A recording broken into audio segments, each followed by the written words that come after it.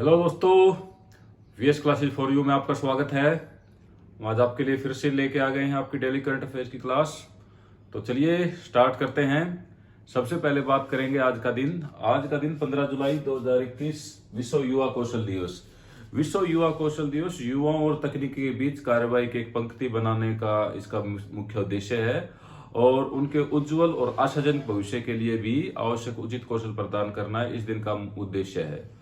और इस दिन की जो शुरुआत हुई थी वो संयुक्त राष्ट्र महासभा ने 2014 में की थी और उसी दिन 15 जुलाई से हर साल इसको मनाने का फैसला किया गया। तो आज कौन सा दिन है? आज है विश्व युवा कौशल दिवस। और इसकी शुरुआत कब हुई थी? इसकी शुरुआत हुई थी 2014 में। किसने की? संयुक्त राष्ट्र महासभा ने। संयुक्त राष्ट्र महासभा ने 2014 से इसको मनाने का फैसला किया। और जो इसकी 2021 की थीम है वो कोविड-19 को ध्यान में रखते हुए इसकी जो थीम है वो है remaining youth skills past pandemic. क्या है इसकी थीम? थीम है remaining youth skill post pandemic. ये इस साल की इनकी थीम है। चलिए नेक्स्ट है कि संयुक्त राष्ट्र की रिपोर्ट के अनुसार वर्ष 2020 में कितनी जनसंख्या कुपोषण का शिकार हुई। तो संयुक्त राष्ट्र ने अभी हाल ही में 12 जुलाई को अपनी एक रिपोर्ट जारी की है जो कि उसकी 5 जांच एजेंसियों की रिपोर्ट है। उस रिपोर्ट में बताया कि सन 2020 में पर्याप्त भोजन न मिलने के कारण विश्व की 10% जनसंख्या कुपोषित हुई है। कितनी जनसंख्या कुपोषित हुई है? तो ये हुई है 10% जनसंख्या। विश्व की जो 10% जनसंख्या है वो पर्याप्त भोजन न मिलने के कारण कुपोषित हुई है। और सबसे ज्यादा जो इसका असर हुआ है वो अफ्रीका में हुआ है, जहां पर 21% जो लोगों के कुपोषित होने का अनुमान है। तो सबसे ज्यादा कहां पे है? तो इस रिपोर्ट के अनुसार सबसे ज्यादा अफ्रीका में है। अफ्रीका में जो ये कुपोषण का बढ़ा है, वहां पे कितना बढ़ा है? वहां पे बढ़ा है 21%। सबसे ज्यादा जो इसके प्रभावित हुआ है कुपोषण से वो हुआ है अफ्रीका। वहां पर पर्याप्त भोजन न मिलने के कारण 21% लोगों की जो आबादी है वो कुपोषित हुई है। और इसमें जो 5 साल से जो कम उम्र के जो बच्चे हैं वो 14.9 करोड़ की उनमें वृद्धि हुई है। तो सबसे ज्यादा जो इस रिपोर्ट के अनुसार जो कुपोषण का शिकार जो जनसंख्या हुई है वो ही है 10%। चलिए नेक्स्ट है कि T20 क्रिकेट में 14,000 रन बनाने वाले पहले बल्लेबाज कौन बने। तो आपको अभी हाल ही में जो ऑस्ट्रेलिया के साथ जो सीरीज चल रही थी वेस्ट इंडीज की, उसमें यूनिवर्स बॉस कहे जाने वाले क्रिस गेल, जो मशहूर कैरिबियाई खिलाड़ी हैं क्रिस गेल, उन्होंने T20 क्रिकेट में 14,000 रन बना लिए हैं। उन्होंने ऑस्ट्रेलिया के खिलाफ सेंट लूसिया में तीसरे T20 मैच में 29वां रन बनाते हुए 14,000 रन पूरे किए। तो किसने बनाए हैं ये? तो ये बनाए हैं क्रिस गेल ने। क्रिस गेल ने 14,000 रन बनाकर ये पहले बल्लेबाज बन गए जिन्होंने 14,000 रन बनाए T20 में क्रिकेट में। उन्होंने 68 गेंद में जो इस मैच में 38 गेंदों में 67 रन बनाए हैं। और उन्होंने टोटल 431 मैचों में 14,038 रन बना दिए हैं। कितने मैचों में? 438 मैच में कितने रन बनाए उन्होंने? 14,038 रन उनके हो गए हैं। पहले नंबर पर क्रिस गेल 438 मैच और 14,038 रन। और सेकंड पे भी इन्हीं के देश के किरण पोलार्ड वो दूसरे नंबर पे हैं। उन्होंने 545 मैचों में 10,836 रन बनाए हैं। 545 मैचों में 10,836 रन बनाकर दूसरे नंबर पर हैं किरण पोलार्ड। और तीसरे नंबर पर हैं पाकिस्तान के शोएब मलिक, जिन्होंने 425 मैच में 10,741 रन बनाए हैं। तो तीसरे नंबर पर कौन है? ये हैं शोएब मलिक। इन्होंने कितने बनाए हैं? तो इन्होंने बनाए हैं 425 मैच में 10,741 रन। 425 मैच में 10,741 रन। तो पहले नंबर पर क्रिस गेल और दूसरे पर केवन पोलार्ड 545 मैच में 10,836 और शोएब मलिक तीसरे नंबर पर 425 मैच में 10,741 रन। और फोर्थ पे हैं डेविड वार्नर जिन्होंने 304 मैच में 10,017 रन बनाए। फोर्थ पे कौन है? फोर्थ पे ऑस्ट्रेलिया के डेविड वार्नर। डेविड वार्नर ने कितने रन बनाए? डेविड वार्नर ने बनाए 304 मैचों में 10,017 रन। 304 मैच और 10,017 रन। और पांचवें नंबर पर हैं भारतीय कप्तान विराट कोहली।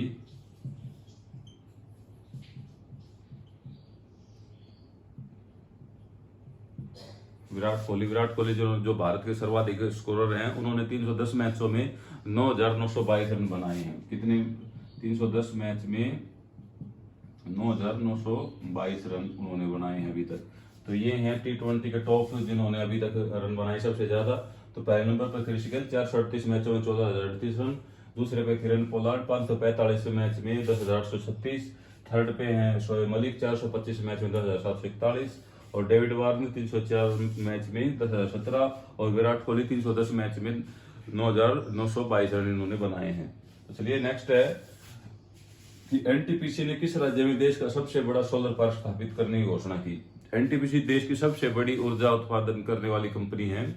तो इन्होंने जो अगले 10 वर्षों में अपने गैर पारंपरिक जो ऊर्जा साधन है उनसे 60,000 मेगावाट जो बिजली उत्पादन का इन्होंने लक्ष्य रखा है। तो उसी लक्ष्य के लिए कंपनी ने जो कच्छ में, जो गुजरात का कच्छ है, वहां पर 4,750 मेगावाट का एक सोलर पार्क स्थापित करने की घोषणा की है।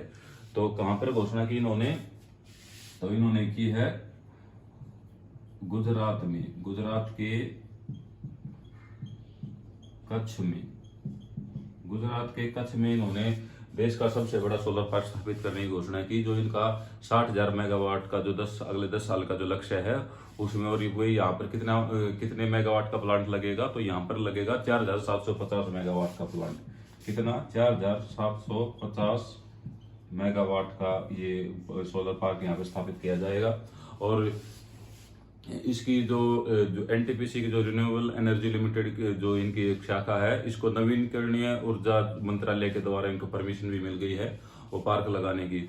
और अभी हाल ही में आपने देखा होगा कि सुना भी होगा कि रिलायंस है, रिलायंस भी अब इसमें रिन्यूएबल एनर्जी में वो अपना नई कंपनी, मतलब अपना नया प्रोजेक्ट स्टार्ट कर रही है।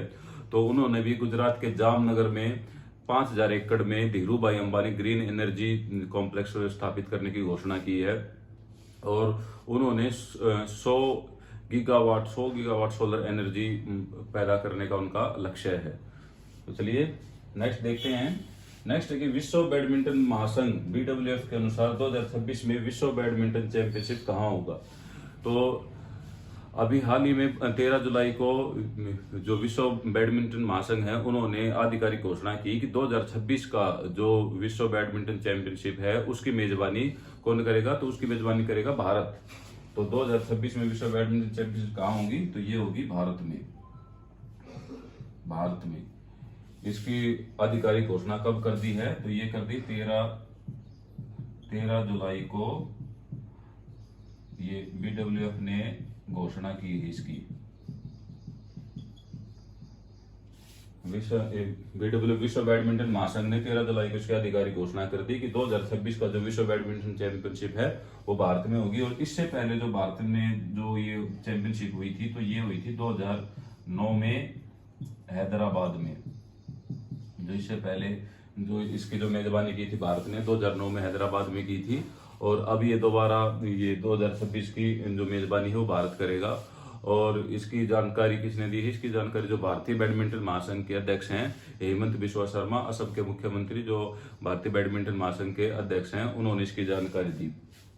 तो इसमें एक और क्या बनता है कि भारतीय बैडमिंटन महासंघ के अध्यक्ष तो कौन है? वो है हेमंत बिश्वा शर्मा।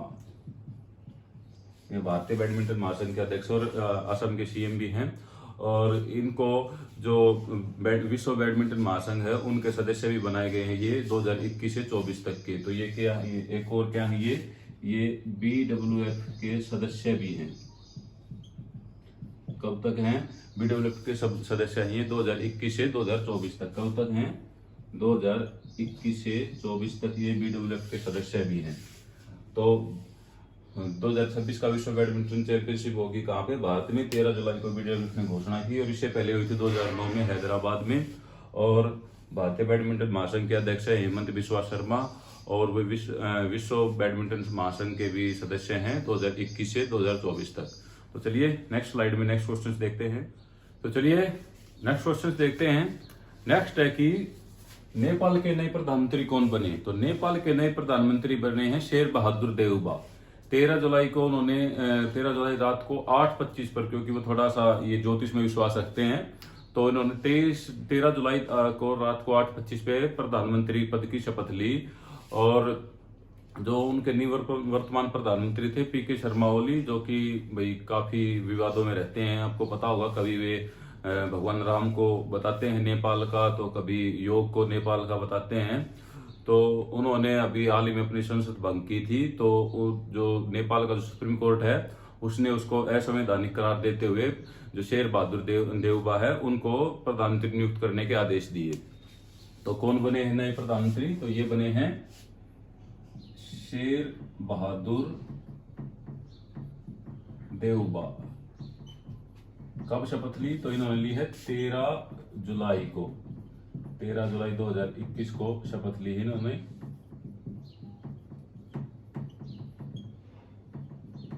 13 जुलाई 2021 को शपथ ली। किसने शपथ दिलाई, तो नेपाल के जो राष्ट्रपति है विद्या देवी भंडारी।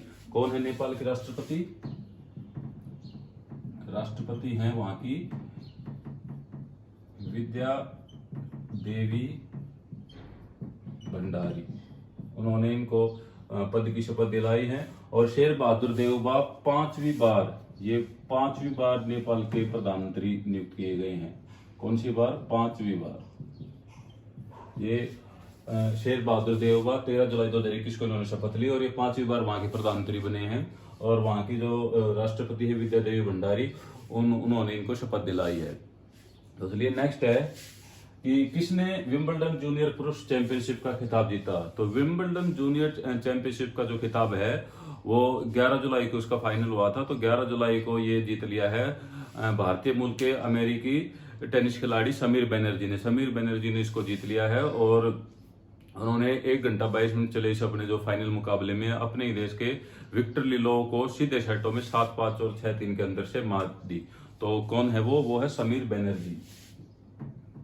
समीर बनर्जी ये भारतीय मूल के अमेरिकी टेनिस खिलाड़ी हैं जिन्होंने विंबलडन जूनियर पुरुष चैंपियनशिप का खिताब जीत लिया है। और इन्होंने 2009 में ऑस्ट्रेलियन ओपन भी जीता था। इन्होंने हराया किसको इस मैच में, तो इन्होंने हराया है विक्टर लिलोव को। किसको हराया है, विक्टर लिलोव को। विक्टर लिलोव को इन्होंने हराया है। और जो ये फाइनल हुआ था, ये कब हुआ था, ये मैच हुआ था 11 जुलाई 2021 को। ये नेक्स्ट है नोवाक जोकोविच ने कौन सी बार विंबलडन का खिताब जीता। नोवाक जोकोविच ने अभी हाल ही में विंबलडन का जो खिताब है वो जीत लिया है। तो ये इनका छठा जो खिताब है जो विंबलडन का, तो इन्होंने छठी बार ये मैच जीता है। ये सर्बियन खिलाड़ी नोवाक जोकोविच जो इसके जो फाइनल में है विंबलडन के फाइनल में, इन्होंने इटली के मार्टियो बेरेटिनी को 6-7, 4-7, 6-4, 6-3 से हराकर छठी बार ये खिताब जीता। तो कौन सी बार जीता इन्होंने, तो ये जीता इन्होंने छठी बार ये खिताब जीत लिया है। और साथ ही इनके पास अब 20 इन्होंने ग्रैंड स्लैम के जो खिताब हैं वो भी जीत लिए। 20 ग्रैंड स्लैम के खिताब हो गए हैं।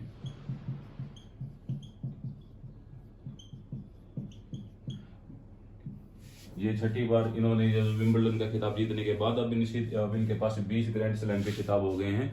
और ये अभी एक खिताब पीछे थे राफेल नडाल और रोजर फेडरर से, अब इन्होंने उसकी बराबरी कर ली है। और ये जो फाइनल है, ये फाइनल भी कब खेला गया था, जो जिसमें इन्होंने छठी बार ये विंबलडन का मैच जीता है, तो ये फाइनल भी खेला गया था 11 जुलाई 2021 को। 11 जुलाई 2021 को भी इनको ये फाइनल भी खेला गया था। इन्होंने छठी बारी जीता और हराया किसको इन्होंने, तो इन्होंने हराया है इटली के मार्टियो बेरेटिनी को। किसको हराया है, इटली के मार्टियो बेरेटिनी को। तो नोवाक जोकोविच ने छठी बार विंबलडन का खिताब जीता। टोटल उन्होंने 20 ग्रैंड स्लैम खिताब उनके हो गए हैं और बराबरी कर ली उन्होंने रोजर फेडरर और राफेल नडाल की। और 11 जुलाई 2021 को ये फाइनल हुआ और इन्होंने इटली के मार्टियो बेरेटिनी को हराया है। तो चलिए नेक्स्ट है कि टोक्यो ओलंपिक में किस भारतीय को जूरी के रूप में चुना गया है। तो टोक्यो ओलंपिक में भारतीय राष्ट्रीय राइफल संघ के संयुक्त महासचिव पवन सिंह को टोक्यो ओलंपिक में जूरी के लिए चुना गया है। ये पहले भारतीय बने हैं और वह ग्लोरी शूटिंग एकेडमी के गन के संस्थापक निदेशक भी हैं। तो किनको बनाया गया है, तो ये बनाया गया है पवन सिंह को। पवन सिंह कौन है, पवन सिंह भारतीय राष्ट्रीय राइफल संघ के संयुक्त महासचिव हैं। कौन है ये, भारतीय राष्ट्रीय राइफल संघ के संयुक्त महासचिव हैं। इनको जो ये 26 जो ये जूरी मेंबर होंगे उनमें इनको चुना गया है। और जो ये जूरी होंगी इसमें जो 20 जूरी होंगी वे बाहर के जो अलग देशों की होंगी और बाकी की 6 जूरी होंगी वो जापान की होंगी। तो इन जो ये 26 जो जूरी होंगी, जो जूरी सदस्य होंगे उनमें एक पवन सिंह भी होंगे। टोटल कितनी जूरी सदस्य होंगे, टोटल होंगे 26 सदस्य। इस जूरी में टोटल सदस्य कितने होंगे, 26, जिसमें 20 होंगे अन्य देशों के, मतलब बाहर के देशों के, और 6 सदस्य होंगे मेजबान जापान के। ये जापान में टोक्यो में हो रहा है। 23 जुलाई से स्टार्ट होगा ये टोक्यो ओलंपिक। तो इसमें पहले भारतीय हैं ये पहले भारतीय हैं जिनको टोक्यो ओलंपिक में जूरी के सदस्य के रूप में चुना गया है। और 26 सदस्य में 20 बाहर के देशों के होंगे और 6 सदस्य होंगे मेजबान जापान के देश के। तो चलिए आज के क्वेश्चन कंप्लीट। तो कल आपके लिए फिर से नया वीडियो लेके आऊंगा। तब तक के लिए जुड़े रहिए वीएस क्लासेस फॉर यू से। Thank you.